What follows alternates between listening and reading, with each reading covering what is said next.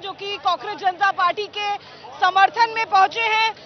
छात्रों से मिलने के लिए, प्रदर्शनकारियों से मिलने के लिए उद्धव ठाकरे पहुंचे हैं। बीजेपीचं आंदोलन तिकडे सुरू आहे जंतर मंतर आणि परिसरामध्ये मोठ्या प्रमाणात गर्दी आहे आणि तिकडेच आता उद्धव ठाकरे हे दाखल झाले। 10 बजे से ज्यादा का वक्त हो गया है, लेकिन इतनी बड़ी सोमेश कोलगे आपल्या सोबत आहेत ताजे अपडेट्स द्यायला। सोमेश, उद्धव ठाकरे दिल्लीमध्ये पोहोचलेले जंतर मंतरच्या आंदोलन स्थळी आपण पाहू शकतो।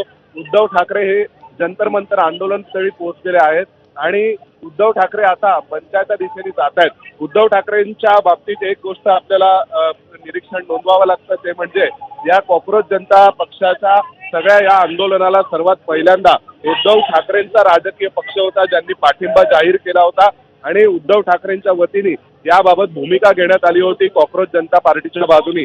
आणि त्यानंतर मग असंख्य विरोधी पक्ष इंडिया आघाडीतील, इंडिया आघाडी बाहेरील हे सुद्धा उद्धव ठाकरेंच्या नंतर मग या कॉकरोच जनता पार्टीच्या मंचावर येऊन गेलेत। त्यामुळे उद्धव ठाकरे हे सध्या इथे पोहोचलेले आहेत, कारण सर्वात पहिल्यांदा अरविंद सावंत हे दिल्लीमध्ये या मंचावर येऊन गेले होते।